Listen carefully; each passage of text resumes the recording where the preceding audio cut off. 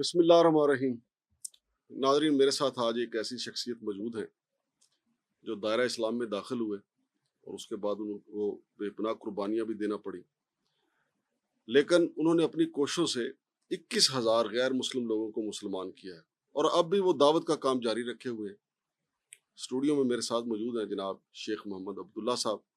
ان سے ہم جانتے ہیں کہ وہ کب مسلمان ہوئے تھے، پھر جب وہ مسلمان ہوئے تھے تو کس چیز نے ان کو متاثر کیا تھا، پھر اس کے بعد ان کو کون کون سی صحبتیں جو ہیں وہ برداشت کرنا پڑی. السلام علیکم جناب شیخ صاحب. جی وعلیکم السلام ورحمۃ اللہ.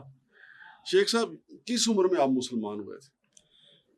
میری اس وقت 19 سال عمر تھی. میں 1993 میں اللہ تعالیٰ کا احسان ہوا کہ اللہ تعالیٰ نے مجھے یہ کلمہ نصیب دیا نا. اچھا، اللہ کا احسان ہوا نا. تو پہلے آپ کرسچن تھے؟ کرسچن تھے پہلے، بالکل. تو کیا ایسی مثلا کیا صبح اٹھے کوئی خواب دیکھا آپ نے، کسی بزرگ سے ملے، کسی نے دعوت دی، ایسا کیا آپ کی زندگی میں انقلاب آیا کہ آپ نے کہا کہ یار کلمہ پڑھتا ہوں میں تو بس ایک بے چینی سی رہتی تھی کہ نا ہم بائبل وغیرہ پڑھتے تھے تو اس میں لکھا ہوتا تھا کہ ایک خدا کو ماننا ہے نا. اس میں 10 حکم ہے خدا کے نا بائبل کے اندر نا. پہلا حکم ہے ایک خدا کو ماننا، فقط اس کی بندگی، اسی کو سجدہ کرنا.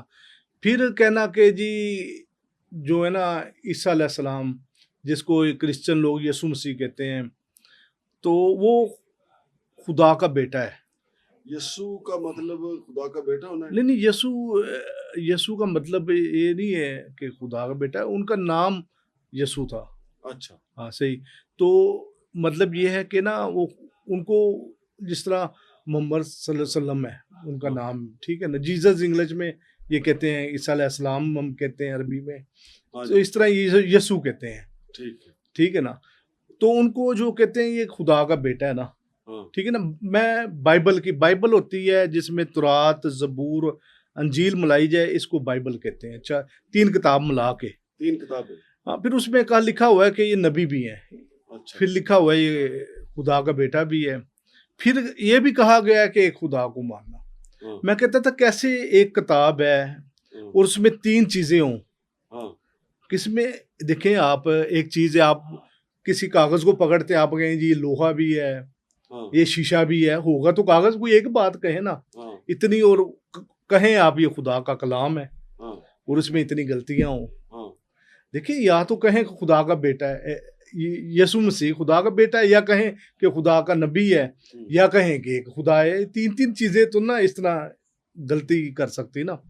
تو پھر میں نے قرآن کو سرچ کیا، اللہ کا احسان ہوا. تو کہنے مطلب یہ کہ قرآن پاک کی جو آپ نے ریسرچ شروع کی، جی تو وہ کسی مسجد میں جا کے یا گھر بیٹھ کے؟ نہیں، وہ تو بس ایک افطاری کے لیے گئے تھے. میں ویسے بیسیکلی لاہور کا رہنے والا ہوں. پہلے میرا نام ڈینیل تھا. تو اللہ کا احسان ہوا، اللہ تعالیٰ نے مجھے ہدایت دے دی. تو مسجد میں افطاری کے گئے تھے، ادھر درس سنا. پتہ چلا کہ قرآن کی باتیں اور بائبل کی باتیں کافی مشابہ ہیں، ایک جیسی ہیں. تو میں نے کہا دیکھنا چاہیے. میرے اپنے ایک دوست تھے، میں نے کہا یار یہ جو قرآن ہے اس میں کتنے خدا ہیں نا. اس نے مجھے سورہ اخلاص سنائی نا. بسم اللہ الرحمن الرحیم، قل هو اللہ احد اللہ الصمد لم یلد ولم یولد ولم یکن لہ کفوا احد.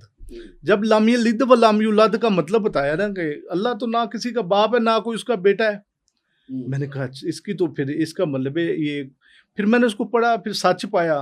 تو پھر پریشان رہتا تھا کہ مذہب یہ سچا ہے یا وہ سچا ہے. ایک دن بس کافی رات ہو گئی اسی بے چینی میں. کبھی سوچوں کہ مسجد میں چلا جاؤں، کبھی سوچوں کہ میں چرچ میں چلا جاؤں. تو میں نے بڑا پریشان، رات کو تقریباً 2 بجے کے بعد کا ٹائم ہو گیا تھا. میں نے آسمانوں کی طرف دیکھا. میں نے کہا اللہ تو اس وقت کہتے نہیں تھے، میں خدایا جیڑا سچا دین ہے مینوں دے دے. تو سویا ہوں، تھوڑی دیر اٹھا ہوں، اللہ تعالیٰ نے ہدایت دے دی کہ سچا دین یہ اسلام ہے. نہیں، وہ کیسے ہدایت دی تھی؟ وہ اللہ کی طرف سے ہے. نہیں، مثلا کوئی ندا آئی، کوئی پیغام آیا، کسی نے آ کے گھر کے دروازے پہ دستک دی کہ جی اللہ نے آپ کی دعا سن لی ہے، مسجد چلے آئیں، کچھ ایسا تو کچھ نہیں. اللہ تعالیٰ فرماتے میں نا جو مجھ سے مانگتے میں اس کو دیتا ہوں. ہدایت وقت چیز ہے، یہ مانگنے سے ملتی ہے. صحیح. تو میں نے اللہ سے یہ مانگا کہ اگر عیسائی مذہب سچا ہے یا تو مجھے وہ دے دے. یا یہ اسلام سچا ہے تو وہ مجھے دے دے. نہیں پھر اس کا مطلب آپ صبح اٹھے تو آپ نے کہا کہ میں مسجد جاؤں گا. میں نے کہا میں مسلمان ہو گیا. میرے ایک دوست تھے, میں نے کہا یار میں نے میرے دل میں اتر آیا کہ یہ سچا دین ہے. پھر کتنے عرصہ آپ چھپ کے نمازیں پڑھتے رہے؟ تقریباً کوئی 1 مہینہ, کبھی کسی مسجد میں کبھی کسی مسجد میں نمازیں پڑھتا وہ تو تھا. آپ کی تربیت بھی ہوگی نا, سیکھ رہے ہوں گے نماز اور وضو. سیکھ رہا تھا, وہ جیسے کوئی کرتا تھا نا رکوع, اس طرح ہی کرنا, ڈرنا بھی کہ یار کو پکڑ کے کہ کوئی دیکھ نہ لے کرسچن آیا ہوا ہے, اس کو کیا پتا میں مسلمان ہو گیا ہوں. ہاں صحیح. کوئی پکڑ لے یار پتہ نہیں کیوں آیا ہوا ہے, مارے ہی نہ کوئی. قاعدہ کسی عالم یا قاری سے نہیں آپ نے کہا کہ مجھے ذرا سکھائیں تو صحیح؟ نہیں, پھر کچھ عرصہ گزرنے کے بعد جب گھر والوں سے مخالفت ہو گئی, پھر میں کوئٹہ چلا گیا. گھر والے نے آپ کو کب پکڑا کہ آپ تو مسلمان ہو گئے؟ بس ان کو پتہ چل گیا, کسی نے بتایا یہ یعنی کہ مسجد میں جاتا ہے نا. پھر آپ کو بتائیں میرے جو خاندان والے کیتھولک کے تھے وہ بھی نا زیادہ تر بڑے اس وقت بشپ برمینڈو تھے, ان کے ساتھ میرے والد صاحب کام کرتے تھے. تو میں بھی میری سینٹ جوزف پڑھا ہوں, زیادہ چرچ کے اندر ہی رہے ہیں, اسی ماحول کے اندر رہے ہیں, ہاسٹل میں رہے ہیں. تو اس وجہ سے وہ بڑے سخت تھے. پھر ان کو آپ کا جسمانی ریمانڈ تو ہوا ہوگا گھر میں؟ بس کچھ ہوا بھی, وہ نہ ہونے کے برابر میں سمجھتا ہوں. سب سے بڑی بات جب مجھے خوشی اس بات کی ہوئی کہ اللہ تعالیٰ نے مجھے ہدایت دے دی ہے.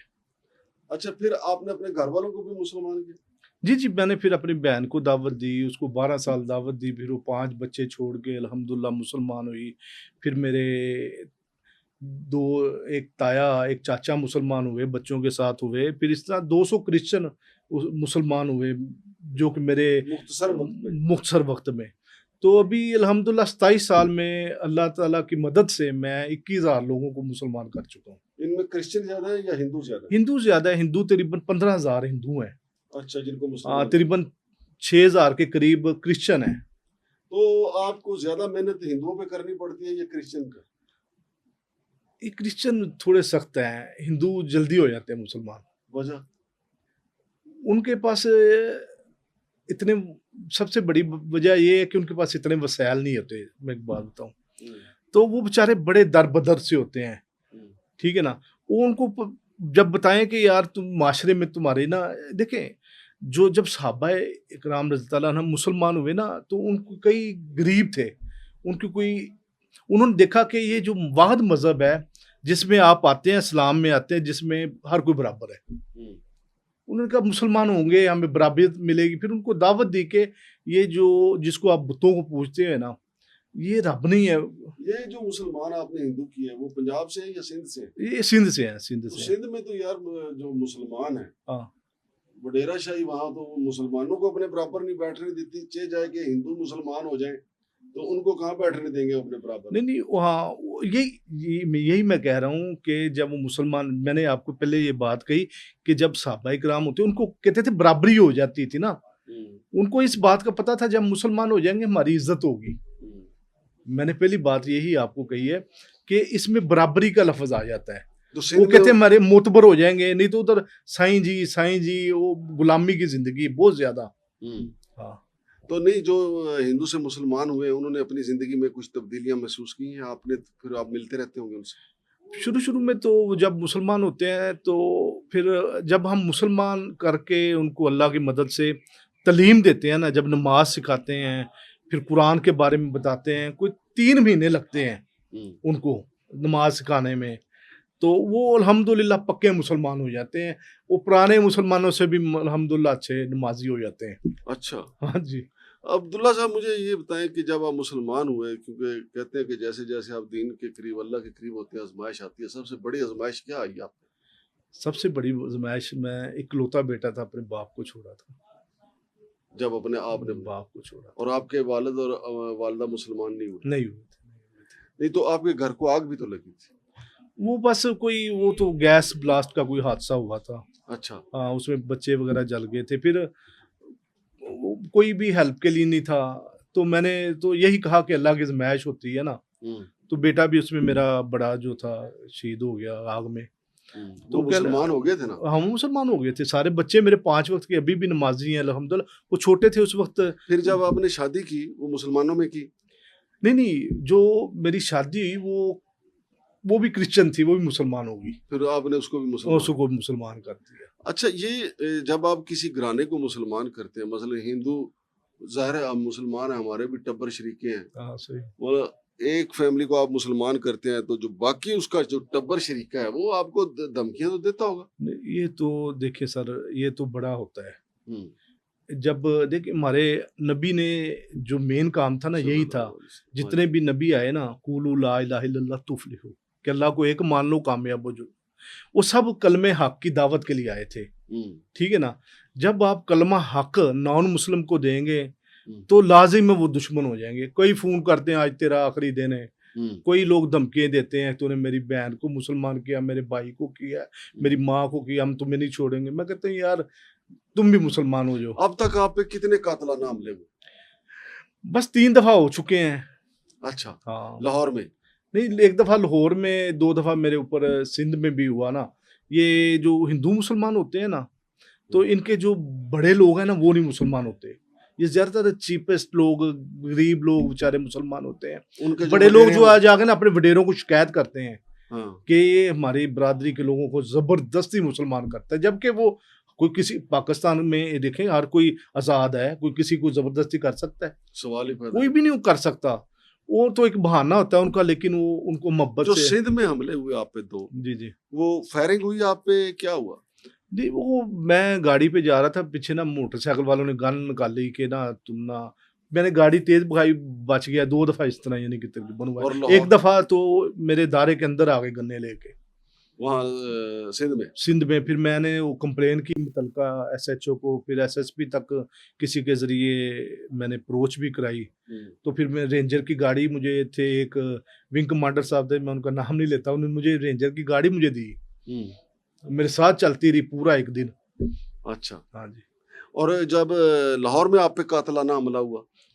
یہ تو بس ایک فیملی مسلمان ہوئی تھی، اس کے بھائی اور اس کی 2 یعنی کہ بچے، تو بیوی مسلمان ہوئی تھی، اس کے بھائی نے مجھے فون کیا اب تمہیں نہیں چھوڑوں گا نا۔ یہ خنجر بھی تو کہیں لگا تھا نا؟ خنجر بھی لگا ہے بالکل، وہ لاہور میں مارا تھا انہوں نے؟ لاہور میں مارا تھا۔ تو وہ اپنی طرف سے تو انہوں نے خنجر ٹھیک مارا ہوگا کہ بعد بندہ فارغ ہے، ہاں وہ تو تو خنجر کہاں لگا آپ کو؟ میرے ادھر سائڈ پہ لگ گیا تھا نا، پسلی پہ؟ پیٹ میں، ایسے مارا نا اس نے۔ ہاں، جی جی، تو کتنے دن پھر ہاسپٹل رہنا پڑا؟ ہاسپٹل میں نے نہیں گیا، میں پھر گھر میں ٹریٹمنٹ کرائی۔ اس کے جو بھائی تھا نا، اس نے مجھے کہا تھا کہ یار میرے بھائی کو پکڑانا نہیں ہے، وہ ایک ہی ماں باپ کا سہارا ہے، تو میں نے کہا یہ نہ ہو یہ مرتد ہو جائے، تھوڑی قربانی اور دے لیں۔ اچھا، پھر آپ میرے نے دوست شکایت تھے، بھی- ایک دوست تھے، ڈاکٹر تھے ادھر میں ہاسپٹل میں لاہور میں، وہ آئے، اس نے باقاعدہ مجھے ڈرپیں لگائی، اسٹیچنگ کی، تو تقریباً 1 مہینہ بیڈ ریسٹ رہا۔ تو اب آپ کی زندگی نارمل ہے یا اب بھی آپ انڈر تھریٹ ہیں؟ یہ کام ہی ایسا ہے، کوئی مجھے ایک بات بتائیں، ماشاء اللہ علماء کرام ہمارے سر کے تاج ہیں، میں ان کے خلاف بات نہیں کرتا، وہ ان کو پوچھیں، ان کو بولیں ہاں کہ کسی جنہ آباد میں یا کسی بھی ہندوؤں کے قبیلے میں جا کے دعوت تو دیں، ہاں اتنا ماشاء اللہ اسلام کا کام کرتے ہیں، اچھا ہے، حفظ کراتے ہیں، بہت بڑا کام ہے، میں یہ نہیں کہتا، لیکن کسی نان مسلم کو دعوت دینے جائیں، ہاں ہمارے نبی دعوت دیتے تھے تو پتھر پڑتے تھے، ان کو کیا پھول پڑیں گے؟ پھول نہیں کو مارتا۔ جب آپ کسی کے مذہب کو کہیں گے یار تمہارا مذہب تم چھوڑ کے میرے مذہب میں آ جاؤ، تو آپ کو محبت کوئی نہیں کرے گا۔ اللہ تعالیٰ قرآن میں فرماتے ہیں کہ یہ یہود و نصارہ تمہارے دوست نہیں ہو سکتے جب تک تم ان کے مذہب میں نہ داخل ہو جاؤ۔ تو یہ سب سے جو مسئلہ جو سب سے زیادہ ہے نا، وہ مذہب کا ہے اور کسی چیز کا نہیں۔ یہ دشمنیاں جتنی بھی ہیں یہ جو بڑے بڑے ملکوں کی، مذہب کی وجہ سے ہیں۔ ہاں یہ دیکھیں نا، یہ جو اسرائیل ہے وہ مذہب کی وجہ سے، مذہب کی وجہ مسلمانوں کو دیکھیں، بچے چھوٹے چھوٹے شہید ہو رہے ہیں، تماشا ہو رہا ہے، بس اللہ تعالیٰ رحم کرے، اللہ غیب سے مدد فرمائے۔ جی بہت ظلم ہو رہا ہے۔ بہت شکریہ جی شیخ عبداللہ صاحب۔ اب بس تھوڑی سی یہ ہے ہماری ریکویسٹ کہ نا دیکھیں اتنے ہم نا ابھی سندھ میں کام کر رہے ہیں، ابھی 21,000 لوگ مسلمان ہو رہے ہیں، جہاں جہاں ان کی بستیاں ہیں ہم ادھر ادھر مسجد بنانا چاہتے ہیں، تو تاکہ نا یہ لوگ نا نماز سیکھیں، پکے مسلمان ہو جائیں۔ تو تلیف قلب کا حکم ہے قرآن میں، ان کو بھی زکوٰۃ لگتی ہے، ان کو بھی صدقہ لگتا ہے۔ یہ لوگ بڑھتے جا رہے ہیں، میں اتنا وزن نہیں اٹھا سکتا۔ ہمارے جو بھی لوگ ہیں زیادہ تر مساجد میں، مدرسوں میں چندہ دیتے ہیں، تو ان کا بھی خیال کریں تاکہ یہ پکے مسلمان ہو جائے.